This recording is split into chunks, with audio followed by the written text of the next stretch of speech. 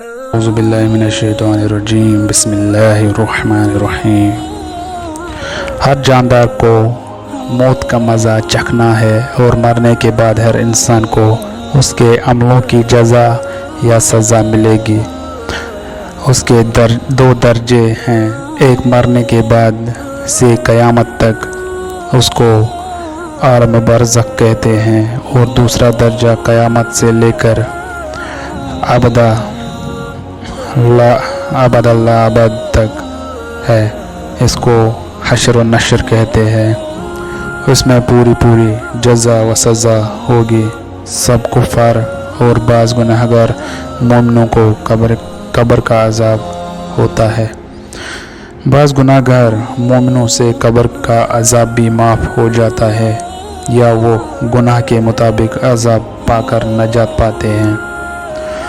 صالح مومن مرد و عورت قبر میں عیش و آرام سے رہتے ہیں۔ وارثوں اور دیگر مسلمانوں کی خیر خیرات کرنے، قرآن مجید و نوافل وغیرہ پڑھنے اور اس کا احسان ثواب و دعا کرنے سے بھی میت کے عذاب قبر میں تخفیف ہو جاتی ہے، مگر کافر کو مرنے کے بعد کوئی خیرات یا دعا وغیرہ نفع نہیں دیتی، خواہ کوئی مومن ہی ایسا کرے۔ اسی طرح اگر کوئی کافر کسی کافر یا مومن مردے کے لیے دعا کرے یا صدقہ دے تو ہرگز اس کو نفع نہیں دے گا۔ ثواب پہنچانے کے لیے کسی خاص چیز یا کسی خاص وقت یا خاص طریقہ کی پابندی شرع شریف میں نہیں ہے۔ ایسی پابندی سے بچنا چاہیے، بلکہ جس وقت جو کچھ میسر ہو وہ مالی یا بدنی ثواب کا کام ادا کر کے اس کا ثواب بخش دیا جائے۔ ایسا ثواب کا کام رسم کی پابندی، دکھاوے اور نام و شہرت کے لیے نہ کرے، اور بلا ضرورت ادھار اور قرض لے کر رسوم کی پابندی کرنا اور بھی گناہ ہے۔ کسی ایسی مصلحت سے وقت وغیرہ کی پابندی کی جائے جو شرعاً جائز ہو اور اس کو شرع کی طرف سے لازمی نہ سمجھا جائے تو کوئی حرج نہیں، مگر آج کل جاہلوں کی رسمی پابندی کے خوف سے بچنا ضروری ہے، ورنہ وہ دلیل بنائیں گے۔ قبر میں مردے سے سوال و جواب کی تفصیل یہ ہے کہ جب مردے کو اس کے خوش و اقارب قبر میں رکھ کر واپس جاتے ہیں تو وہ ان کی جوتیوں کی آواز سنتا ہے، مگر اس وقت اس کے پاس دو فرشتے آتے ہیں، ایک کو منکر اور دوسرے کو نکیر کہتے ہیں، جو اس کو بیٹھا کر پوچھتے ہیں، من ربک، تیرا رب کون ہے؟ مومن بندہ جواب دیتا ہے، ربی اللہ، میرا رب اللہ تعالی ہے۔ من نبیک، تیرا نبی کون ہے؟ مومن بندہ جواب دیتا ہے، نبی محمد، میرے نبی محمد صلی اللہ علیہ وسلم ہے۔ ما دینک، تیرا دین کیا ہے؟ مومن بندہ جواب دیتا ہے، دینی الاسلام، میرا دین اسلام ہے۔ بعض روایت میں دوسرا سوال اس طرح ہے، ما کنت تقول فی ھذا رجل، تو اس آدمی محمد صلی اللہ علیہ وسلم کے بارے میں کیا کہتا ہے؟ مومن بندہ جواب دیتا ہے، ہوا رسول اللہ صلی اللہ علیہ وسلم، وہ اللہ کے رسول صلی اللہ علیہ وسلم ہے۔ وہ فرشتے کہیں گے، تجھے کس نے بتایا؟ وہ کہے گا، میں نے اللہ کی کتابیں پڑھی، اس پر ایمان لایا اور تصدیق کی، پس اس کے لیے قبر میں جنت کی طرف ایک دروازہ کھول دیا جائے گا، جس سے جنت کی ٹھنڈی ٹھنڈی ہوا اور خوشبو کے پاس آتی رہیں گی، اور اس کو اس کی قبر کشادہ اور نورانی کر دی جائے گی۔ اگر وہ بندہ کافر یا منافق ہوتا ہے تو سوالوں کے جواب میں کہتا ہے ہاں لا ادری، افسوس میں کچھ نہیں جانتا۔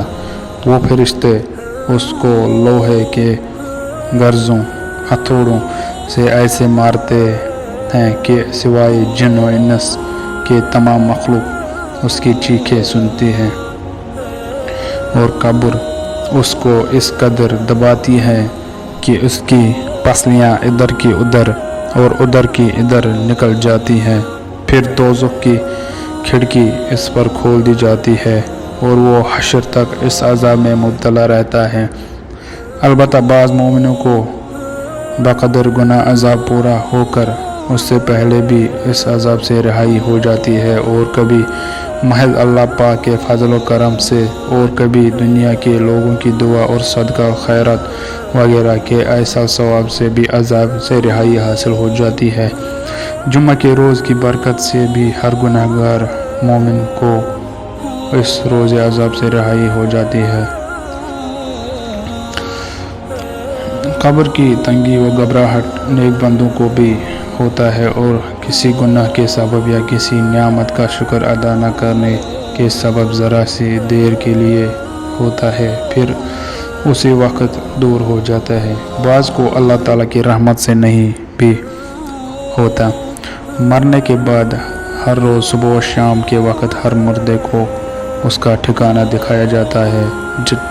جنتی کو جنت دکھا کر خوشخبری دیتے ہیں، اور دوزخی کو دوزخ دکھا کر اس کی حسرت بڑھاتے ہیں۔ جو لوگ قبر میں دفن نہیں کیے جاتے بلکہ جلا دیے جاتے ہیں، یا پانی میں ڈوب کر مر جاتے، یا جانور کھا جاتے ہیں وغیرہ، ان کو بھی عذاب قبر ہوتا ہے۔ قبر سے مراد وہ گڑھا نہیں جو زمین کھود کر میت کو اس میں دفن کیا جاتا ہے، بلکہ وہ مقام ہے جہاں مرنے کے بعد برزخ میں روح کو رکھا جاتا ہے۔ نیکوں کی روح کے مقام کو عالم بالا یعنی علیین کہتے ہیں، اور بروں کے مقام کو عالم پشت یعنی سجین کہتے ہیں، اور وہ عذاب سانپ، بچھو، لوہے کی سلاخیاں وغیرہ سے جیسے اس عالم کے مناسب ہو روح کو دیا جاتا ہے، اور جسم کے ساتھ روح کا ایک ادنا سا تعلق باقی رہنے کی وجہ سے زمینی گڑھے کو بھی قبر کہہ دیتے ہیں، اور بعض اوقات اس قبر میں رکھے ہوئے جسم پر بھی اس عذاب و ثواب کے اثرات مرتب ہو کر اہل دنیا کی عبرت کے لیے ظاہر ہوتے رہتے ہیں۔ علماء نے مسلمان کے گناہ معاف ہونے کے 10 سبب لکھے ہیں۔ توبہ، استغفار، نیک اعمال، دنیا میں کسی بلا میں گرفتار ہونا، زگتا قبر، مسلمان کی دعا کی برکت، مسلمانوں کا صدقہ جو اس کی طرف سے دیں، قیامت کی سختی، نبی صلی اللہ علیہ وسلم کی شفاعت، محض رحمت الہی۔ جو لوگ قبر کے عذاب اور منکر و نکیر کے سوال و جواب سے محفوظ رہیں گے، یہ ہے غازی یا شہید، جمعہ کی رات یا جمعہ کے دن مرنے والا، تناسخ، عواغون، مسلمان کے عقیدے کے بالکل خلاف ہے۔ یہ ہندوؤں اور بعض کافر فلسفیوں کا عقیدہ ہے جو غلط ہے۔ انبیاء علیہم السلام اس دنیا سے پردہ فرمانے کے بعد اپنی قبروں میں اپنے اجسام کے ساتھ زندہ ہیں، اور اس زندگی کی کیفیت اللہ تعالیٰ ہی بہتر جانتا ہے۔ شہداء بھی زندہ ہے، لیکن انبیاء علیہ السلام کی زندگی سب سے قویتر ہے۔ صدیقین و دیگر اولیاء اللہ حفاظ بھی زندہ ہے۔ اولیاء اللہ اور شہداء کی روحیں سبز پرندوں کے جسم میں داخل کر دی جاتی ہیں، وہ بہشت میں پھرتی اور اس کی نہروں کا پانی پیتی ہیں۔ ان کی ارواح کو اجازت ہوتی ہے کہ جہاں چاہے پھریں۔ کاملین کی ارواحیں کبھی کبھی اللہ تعالیٰ کی اجازت سے اس جسمانی دنیا میں ظاہر ہو کر تصرف بھی کرتی ہیں، اور اپنے دوستوں کی مدد کرتی اور دشمنوں کو سزا دیتی ہیں۔